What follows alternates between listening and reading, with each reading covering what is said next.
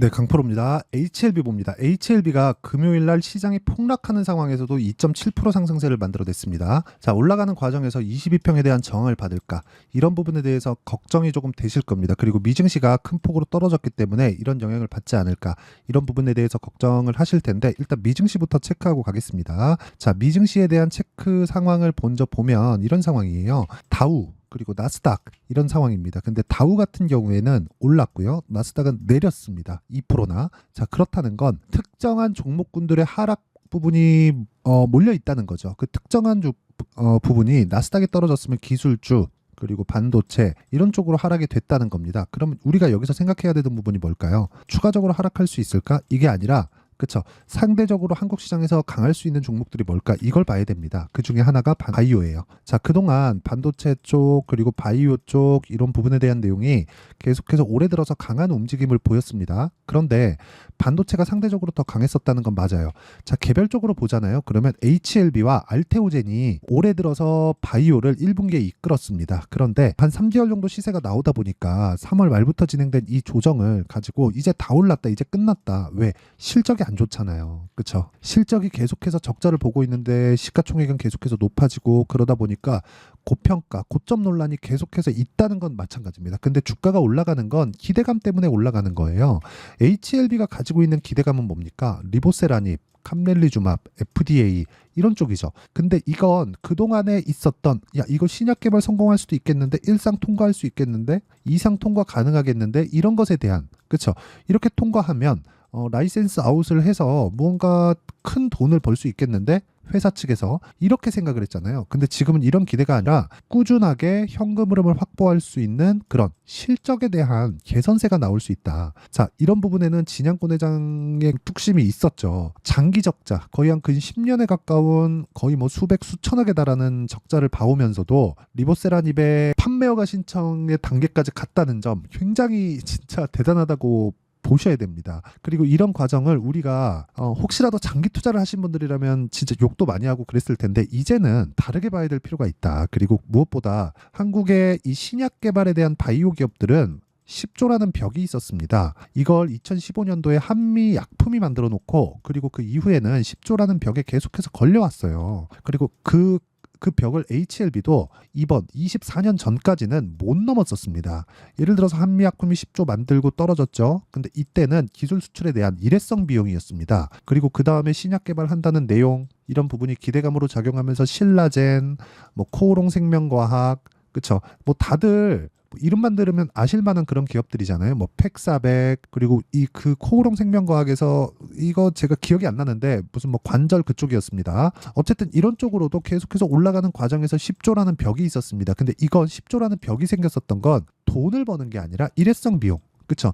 나와서 얘네가 뭐 했을 때 일회성 비용으로 라이센스 아웃, 그쵸? 기술을 수출하는 거기까지만 봤었단 말이죠. 예를 들어서 금요일날 강세를 보였었던 종목인데 리가캠 바이오, 그쵸? 이게 원래 레고캠 바이오거든요.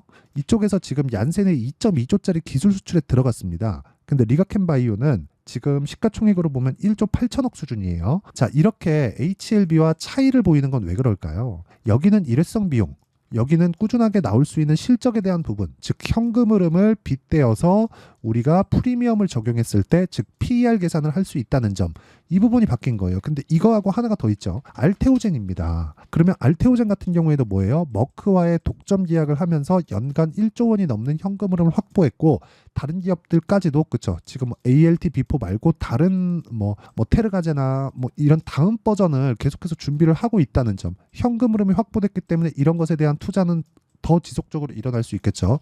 이런 부분을 먼저 반영하니까 알테오젠도 고가는 10조가 넘어갑니다. 그렇죠? 셀트리온이나 이런 쪽은 지금 돈을 벌고 있기 때문에 막 연간 수천억 이런 식의 돈을 벌고 있기 때문에 10조 이상의 평가를 받는 게 맞죠. 그런데 이런 부분도 흑자 전환할 수 있다는 기대감 이런 부분에 대한 내용을 넘을 수는 없다. 그래서 주식시장의 원리, 기대감이 존재했을 때 올라간다. 근데 결과적으로는 실적에 대한 기대감이다. 그래서 이런 부분에 대한 내용을 가격으로 이해하는 것이 중요하다. 이게 핵심이에요. HLB는 지금 이미 통과된다고 보는 게 맞습니다. 그렇지 않았다면 이렇게 막대한 자금, 그렇죠? 거래 들어오면 뭐 하루에 1조 이상씩 거래가 터진 날도 있으니까 이런 자금이 계속해서 투입되면서 주가를 상승 쪽으로 이끌었을까요? 이렇게 만들지 않았다는 거죠. 근데 지금 필요한 건 반등에 대한 타점에 대한 이해, 이게 필요하다. 그리고 그 타점에 대한 이해가 됐을 때 그쵸? 내 계좌 수익률은 이 정도의 수익을 낼 수 있습니다. 600%. 1월 1일부터 4월 19일 석 달 반 정도의 성과입니다. 그리고 이 내용에 대해서 정확하게 이해를 하셔야 되는 건 타점인데 HLB 보세요. 매수, 매도 이 구간이 적어 보이는데 30%가 넘습니다. 그리고 매수 또 매도 여기도 20% 가까운, 그리고 매수 또 매도 여기도 한 13% 정도, 그리고 반등 확인하고 또 매수, 이렇게 만들어 간다는 거죠. 자, 알테오젠 같은 경우에도 마찬가지예요. 자, 내용 보시면 올라가는 구간에 매수한다. 싸게 잡으려고 노력하지 말자. 이게 가장 중요한 내용이고요. 뭐 반도체 종목을 보더라도 마찬가지입니다. 뭐 DI 같은 경우에도 올라가는 구간에 매수, 그쵸? 계속해서 올라가는 구간을 내가 잡아서 매수를 한 결과, 그쵸? 이런 정도의 수익을 낼 수 있고, 이런 부분을 제가 소통방에서 10억 만들기 프로젝트로 진행하고 있습니다. 실제 지금 한 900분 정도가 함께하고 있고, 여기 시장가 매수 2구산업 8시 49분 이렇게 진행되고 있는데, 이렇게 제가 장 시작 전에 공유해 드릴 수 있는 건 돌파하는 구간에 매매가 진행되기 때문에 그렇습니다. 2구산업 한번 보면, 자, 내용 보세요. 시장이 폭락하는 과정에서도 12% 정도의 상승세, 그리고 3거래일째 계속해서 매수가 진행되고 있다는 점, 즉 돌파 구간에 있다는 점, 이 부분에 주목을 하셔야 되고, 이런 부분을 제가 소통방에서 진행하고 있으니까 구독과 좋아요 이 두 개 눌러주시면 입장 가능하고요. 제가 입장 링크를 보내드릴 수 있게 상단에 있는 전화번호로 구독 또는 10억 만들기 프로젝트를 진행하고 있으니까 이 두 개 중에 하나를 문자 보내주시면 제가 구독자 인증을 해드리고 소통방 입장 링크를 순차적으로 공유를 해드리도록 하겠습니다. 자, 그러면 이 내용에 맞춰서 우리가 여기 HLB를 보면 너무 명확해집니다. 이제 가격이 먼저 반영하고 있다, 즉 선반영되고 있다. 근데 다른 종목들도 마찬가지다. 그쵸? 근데 리가켄바이오 같은 경우에는 기술 수출에 대한 부분이기 때문에 일회성 비용이다. 그래서 상대적으로 리가켄바이오보다는 알테오젠이나 HLB 쪽으로, 그쵸, 더 좋은 시세를 낼 수밖에 없다. 그리고 이미 올라간 것에 대한 가격 부담을 조정을 통해서, 그쵸, 알테오젠도 마찬가지고요. 어느 정도 해소가 되어 있는 부분이고, 그런 부분이 반영됐기 때문에 금요일 날 시장이 폭락하는 과정에서도 HLB가 추가적으로 하락폭을 키우지 않은 것이다. 그리고 저는 반등하는 구간을 확인해서 이쪽 구간 4월 10일경 정도에 매수를 지속적으로 해 나가고 있고, 다음 주에도 타점을 잡아서 매수할 예정입니다. 그리고 그 타점에 대한 부분을, 전체적인 타점은 여기 소통방에서 진행하고 있으니까 구독과 좋아요 눌러주시고요. 상단에 있는 전화번호로 구독 또는 10억이라고, 그쵸, 이렇게 구독자 인증을 상단에 있는 번호로 문자로 인정해 주시면 제가 소통방 입장 링크를 순차적으로 공유를 해드리도록 하겠습니다.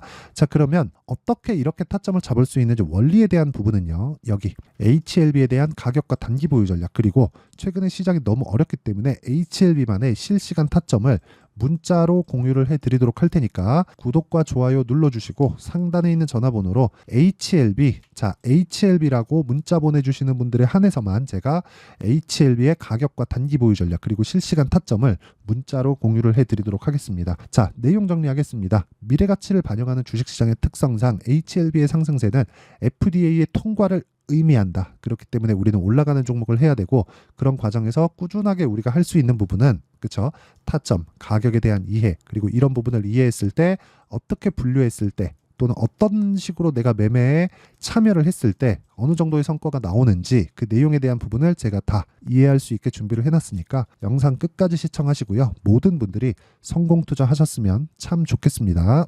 자, 24년도가 돼도 여전히 시장은 녹록지 못합니다. 이런 상황이 벌어지는 건 어쩔 수 없습니다. 이런 상황에서도 수익이 나는 종목들의 구조는 변하지 않습니다. 즉, 대시세 종목에 대한 구조는 변하지 않는다는 거고, 실제 제가 소통방에서 지속적으로 이야기를 드리고 있는 내용도 대시세 종목이나 시장 주도주를 공략하는 건 철저하게 가격 분석을 하라고 이야기를 드리고, 가격 분석 이후에는 이슈에 대한 파악, 그리고 이슈를 파악하고 나서는 다시 내가 얼마에 매수할지 그 타점에 대한 부분을 지속적으로 언급을 하고 있습니다. 자, 근데 생각해 보세요. 1월 달에 시장이 굉장히 어려웠습니다. 어려운 상황에서의 어떤 종목들이 강했냐 보면 반도체와 그리고 바이오입니다. 자, 실제 여기 보면요.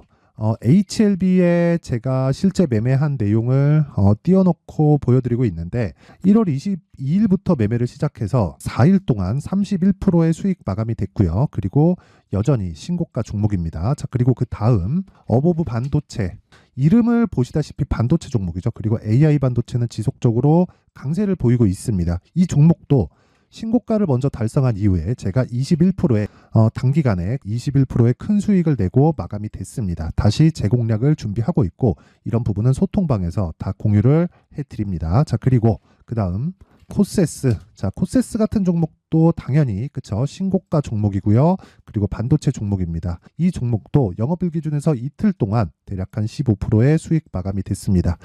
내용을 한번 보시면 어떻습니까? HLB를 포함해서 뭐 30%, 20%, 뭐 15% 이런 식의 수익이 지속적으로 발생하고 있는데 이 세 종목 모두 다 신고가 종목이고 1월 달에 시장이 약세를 보이고 있는 구간에서도 강했었던 그런 종목입니다. 특징점이 하나 있는데 그 이슈에 앞서서 가격이 먼저 반영했다는 거죠. 자, 근데 그게 기업 밸류업 프로그램이라고 하죠. 그 종목들도 마찬가지입니다. 오늘은 그 부분에 대해서 이야기를 드릴 텐데 그렇게 제가 가격을 먼저 보고 이슈에 대해서 파악하는 이유는 결과적으로는 큰 시세를 먹기 위한 사전 준비 작업입니다. 실제로 큰 시세를 먹기 위해서 사전 준비 작업을 했을 때 여기 레인보우 로보틱스 127% 그리고 ISC 98% 그리고 한미반도체 97%의 큰 수익을 내는 상황을 만들 수 있습니다. 어떤 식으로 소통방에서 진행됐는지 그쵸? 그 상황을 제가 이야기를 드린 건데 이런 상황도요 당연히 신고가를 공략했을 때 가능한 겁니다. 자, 그러면